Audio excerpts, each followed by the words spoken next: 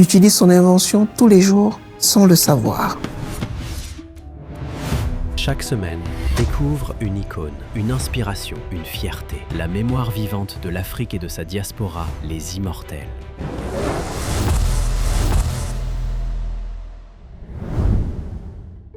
Ce chaussé est un geste devenu si naturel que l'on oublie parfois qu'il a longtemps été un privilège, réservé à ceux qui pouvaient s'offrir le travail manuel d'un artisan. Jusqu'à ce qu'un homme change tout. Un enfant dont le destin va révolutionner l'industrie mondiale. Fils d'un ingénieur hollandais et d'une esclave africaine.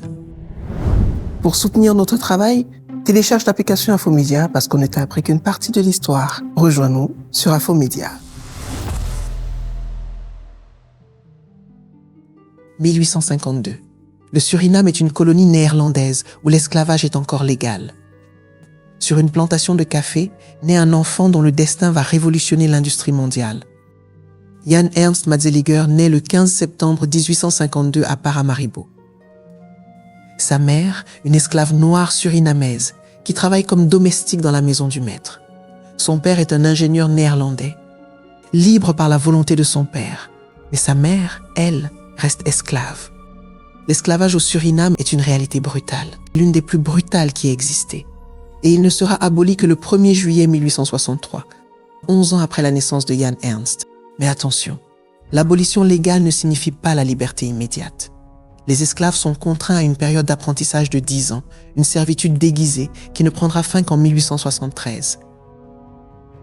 Matzeliger grandit donc dans un monde où sa propre mère est une propriété. Dès l'âge de 10 ans, il travaille dans les ateliers de mécanique de son père et il développe un don pour les machines.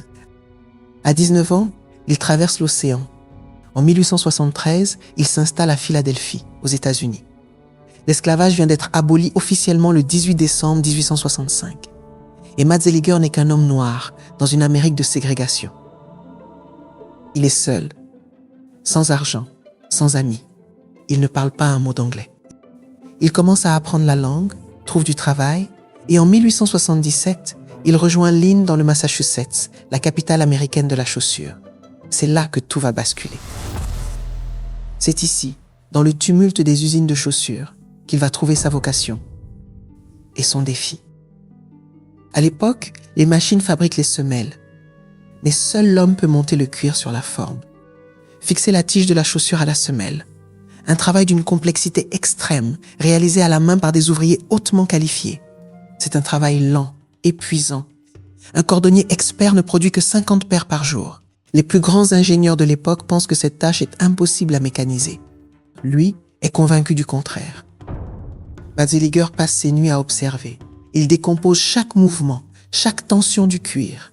Là où les autres voient une tâche impossible à automatiser, lui voit une suite logique d'engrenages. Pendant 5 ans, il travaille seul, la nuit, dans son atelier. Il utilise des boîtes à cigares, du fil de fer, des élastiques. Il construit des modèles en bois. Il échoue, recommence, échoue encore. En 1883, après des années de solitude et de privation, il dépose son brevet. La Show-Lasting Machine est née. Là où un ouvrier expert montait 50 chaussures par jour, la machine de Matzeliger en produit 700. Le rendement est multiplié par 14. L'industrie bascule dans une ère nouvelle. Le coût de production s'effondre.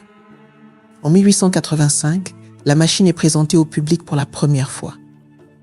Le prix des chaussures est réduit de moitié. Des millions d'Américains, jusque-là trop pauvres pour s'offrir des chaussures de qualité, peuvent enfin en porter. Grâce à lui, des millions d'enfants peuvent aller à l'école chaussée. Des millions d'ouvriers peuvent protéger leurs pieds. Mais le génie a un prix. Matzeliger a tout sacrifié, son temps, son argent.